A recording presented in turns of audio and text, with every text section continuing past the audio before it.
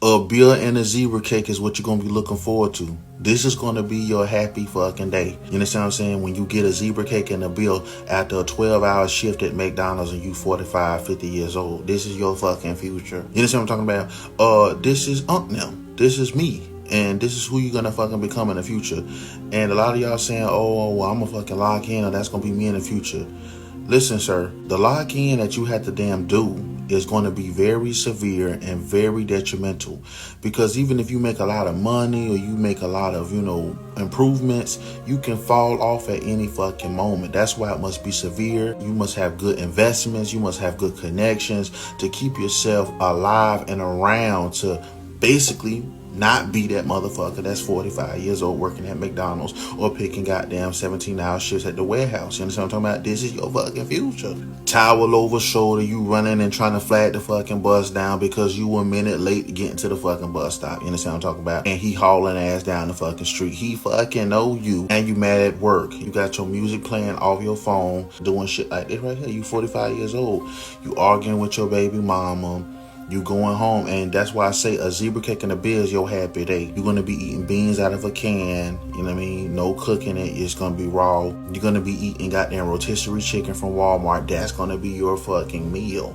You understand what I'm talking about? This is the life that you're going to live if you don't lock in. If you don't invest your money and start moving up in the world, you're going to live like this, or you're going to be on the couch at your mama house till you about 30 years old, streaming, playing games all fucking day. Why being seen as unattractive and ugly to the opposite gender is a big fucking deal, As a man, if you are seen ugly, you are automatically deemed a sexual offender, sexual predator. Women just look at you as if you're a creep or a monster just by being in a vicinity. Just by hovering around, walking past them, you might as well not even find a woman attractive, because it's not seen as, oh, he likes me or he has a crush on me.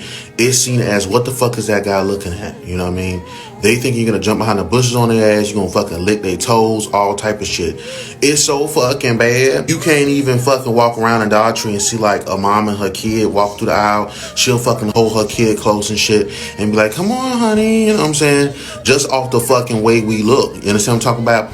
And here's the fucking deal. If you was a handsome man and you was walking down the aisle, she had a baby with her, if she's single, she might be like, ooh, shit, that could be your stepfather. That's what she's thinking in her mind, because he's handsome. When you are an unattractive motherfucker or ugly motherfucker, fat motherfucker like me and you, we both in the same boat. They don't put nothing past your ass.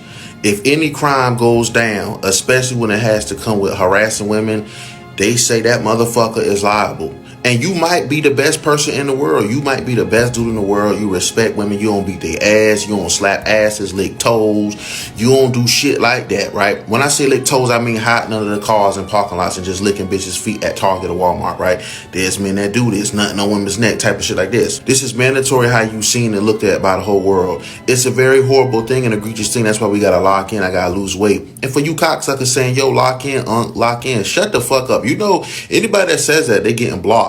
We already got the fucking Reddit coming in, you stupid fuck. Getting turned on after she rejects your PL. She rejects you like her even more. Now, actually, I seen a post about this where a woman made this. A woman made a video about this, and all the comments was women saying, yeah, girl, when I get rejected, I like him even more. But see, when a man does this, you become a fucking creep, dog. See, women can get away with this because they're seen as less threatening. If a man doesn't like a woman and she keeps trying, it's more like, a pest. But if a man does it, it's like he's a pest, but he also might fucking goddamn escalate. He might fucking just jump on her one day because he can't take it. He starts showing up at her work all times of the day. He might even be outside when she get off. Nigga do shit like this. I had a past in my way past when niggas was doing shit like this, right? Rejection peel, very, very brutal. This is why women quit working at a certain place. This is why women be talking on the phone when she see your ass, or she speed walk every time she lock eyes with your motherfucking ass, because she done rejected you once, but you still keep trying. I done all this shit. I'm doing the shit as we fucking speak. Now, how do you get out of this? How you make yourself, stop with this limerence and this chasing shit? You got to make yourself a motherfucking man. You got to be a motherfucking star. That's why I'm coming like the Third Reich. You just hit 10K. You ain't gonna be worrying about hoes and trying to goddamn chase hoes that rejected you. Man, a bitch don't follow back. A nigga ain't fucking with you no more, cause it's another hoe up the street and she wanna suck me off the grip hole, cause a nigga women. You know what I'm talking about? But till then, you be stuck in limerence. Bitch rejects you, you want even more. Rejection pill. Brutal. She will leave you and divorce you over your small dick. That's how brutal the dick pill is. Let's get fucking serious here now. Famous celebrities, rappers, athletes have all went through this. You know, you just don't know about it. Where a woman have left them because of their small penis. They cannot deal with it any fucking more. The dick pill is so fucking brutal that you may be known as the small dick X for generations. Say you dated a girl, right? She could be 60 years old. Not even no comedic shit, no comedy shit. I'm dead serious. She's 60 years old in a fucking nursing home talking to her friend saying, oh, there was this one ex I had. His name was Jack. Oh, Jack was a sweet guy, but he had a little dick. And the girl's just like, oh, he had a little dick, girl.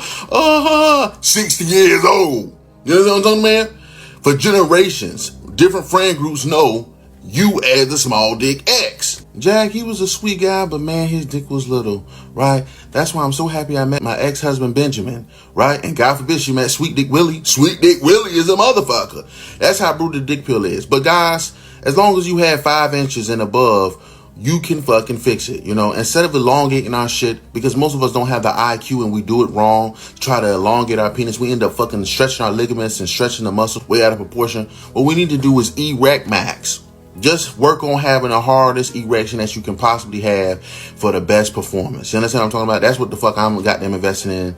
We need to stop trying to elongate it. We need to stop trying to stretch it with a damn dumbbell, weightlifting on our penis like Conor McGregor. This can work definitely, but if it's done wrong, you can mess up your whole peen completely, 100%. The dick pill is brutal. What status get you? Just for being a goddamn famous streamer, but it also gets you motherfuckers that stand in a hot ass line, in a goddamn long ass line, standing line maxing in the hot sun with a towel over your shoulder, waiting for a nigga. Constantine. Do you understand? Constantine is helping brothers out, right, with this whole Streamers University thing. But remember, it is all publicity for him, right? Because guess what? Even people on the outside that don't know Casanat, like my dad, he don't know who the fuck Casanat is. But if you walking past a goddamn long line of people and you ask one of the people in the line, what y'all doing standing here? And they tell you, we waiting in line to get Streamers University by Casanat. Huh? Look up who that is, right? And then, if you notice, he was clipping. Casanat was clipping all the whole time, denying motherfuckers an entertainment show. This is his return to streaming. And that's why he's clipping himself, denying motherfuckers. It's mainly people that he know. Streamers University is goddamn for him and the people that he knows. That's why Ray and all them people that's in A&P, they be at the Streamers University. That's a given. You understand what I'm talking about? But status gets you a long way. It opens up more doors. It opened up the door for him to goddamn experiment with making clothes. You understand what I'm talking about? So not only do we get you goddamn maximum throat and esophagus treatment, right? It had motherfuckers do what you want them to do. The bigger you get, publicity sales, people talk about you, people that don't even know you hear your name ringing. You know what I'm saying? You get more opportunities, more money, more riches, more power, more hoes, more cars, more jewelry. You know what I'm saying? Don't that? Yeah. Next time a bitch asks me, what do? I'm a famous streamer. Give me the maximum dough. No one is coming to save you. Lord ain't coming, so niggas stop calling, like DMX say. And you're gonna fail at saving yourself because most people don't have the IQ or the intelligence to climb themselves out of this invisible dark pit. And that's what I'm talking about. I grew up like other people trying to make it in rap, and when I was rapping, rappers were signing each other. You know what I'm saying? Rod Wave, No Cap, Young Boy, they were signing people. People was getting put on. Quanah Ronald got put on. Then you hear these success stories like Eminem and Dr. Dre, DMX with Def Jam, Chief Keef with Jimmy Iovine. Then you remember Drake was getting his haircut and Lil Wayne called him, right? So you kind of depend and rely on somebody to save you, and if you do this and do that, somebody's going to sign you, right? And that's the thing about Streamers University. It's another form of that. Like, you thinking, if I go to Streamers University, this is my chance. And if you get into Streamers University, it will help you, you know, if you use it right. But the problem is, especially with our community, we depend on these things too much. We depend on other people too much. And it is because of our history. Because you ever notice, a lot of white people aren't doing that. You don't see a lot of white people doing Streamers University. And you can say, well, they probably think they won't get in. It's not that. Then people really have other things to lean on. They it's just fun to them. You see motherfuckers crying, quitting their job or calling off of work to get into Streamers University because they think that if I get this opportunity, I can blow myself up. All I need is to go viral and then I can start making money.